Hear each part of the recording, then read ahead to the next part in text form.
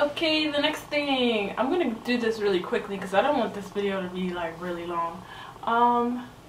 The next thing is 5 things you learn about yourself. I really only have like 3 main things. First thing I learned about myself, which I kind of already knew, is that I'm a very patient person.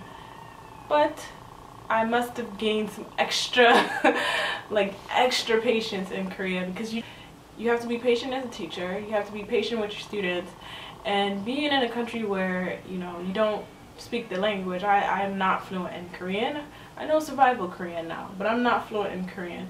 And of course people there don't speak English as their first language, so when you're communicating with people, you have to be patient with them, you have to wait, you have to listen and let them get their point out. It really has become a sixth sense, trying to figure out what people are saying and giving them the time to allow them to get their thoughts out. The next thing, I love to travel, and I never sit around and wait for anyone to go with me anywhere. So I just get up and go. I don't care what the weather is like. Like if I want to go somewhere, just get up and go. I don't like wasting time debating if I should do it or not.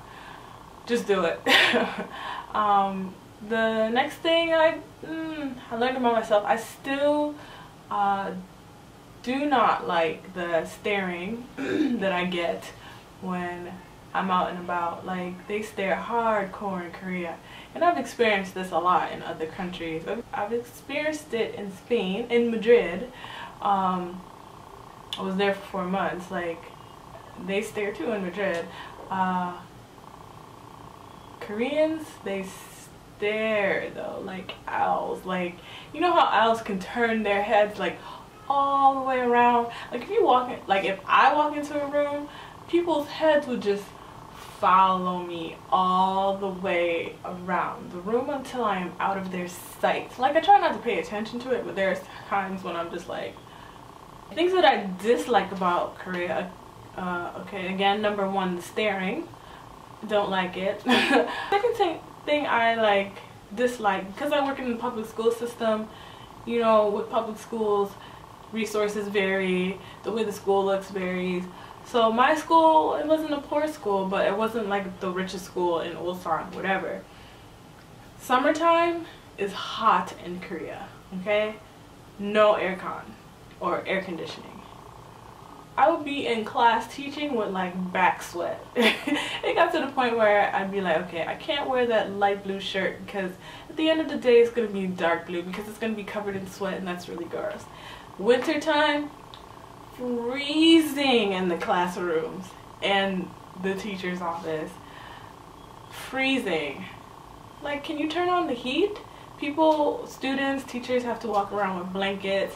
I would wear my winter coat. Eventually I got a heater to put under my desk in the teacher's office because it's freezing. It feels like you're sitting outside. Sometimes it would be colder inside the school than it is outside. I don't understand it. I made a video about it. Like, I can't exaggerate about this. I can't make it up. Like, freezing in the classroom in the winter time and burning hot in the classroom in summertime. Dislike. The next thing I dislike is no toilet paper. Don't expect toilet paper to be in a lot of the public restrooms or even your school. Carry toilet paper around with you wherever you go. And that's a tip for traveling around Asia and Southeast Asia. Always have toilet paper on hand. The next thing, in Ulsan, I don't know if it's like this in every province in Korea. Trash cans or garbage cans. Like, you can walk around all day and not see one trash can. It's like, where am I supposed to put my garbage? I'm like, okay, we're trying to keep the community clean, whatever, but at least have one trash can on every block. Like, isn't that normal? I don't know. But it was always hard to find a trash can. You walk around all day with like trash in your handbag because there's no garbage can outside. The last thing I dislike about Korea, and this is another tip for anyone that wants to go live in Korea or go teach whatever, travel in Korea for a long-term amount of time, you have to be careful with people that want to be your friend just so that they can practice their English, okay? After you'll come to learn who those people are, but be careful.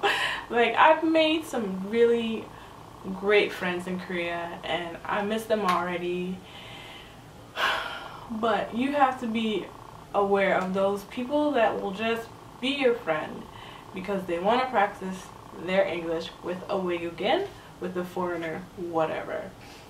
Be careful. The final 5 things,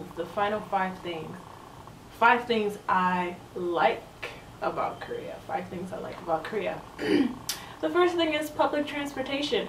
Public transportation in Korea is very good.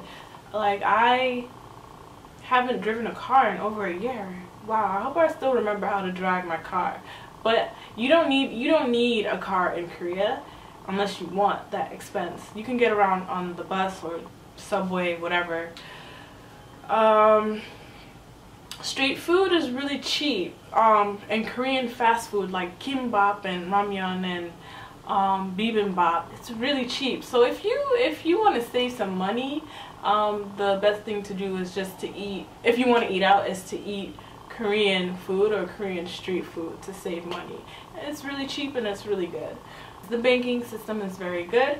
It's very modern. You can use online banking. You can send money home. The ATM machines work, and they have the function where you can choose whatever language you need. English, Thai, whatever. Yeah, so in Korea you don't have to worry about transferring money to another country. There's also Western Union, but again, the banking system is really good. I only wrote down 3 things. Only like 3 things about Korea now. Can I think of something else? What else do I like about Korea? Sorry, well, that's it. 5 things about Korea. Yeah, my time in Korea was great. I met some really lovely people. If you want to go teach in Korea, do it. But yeah.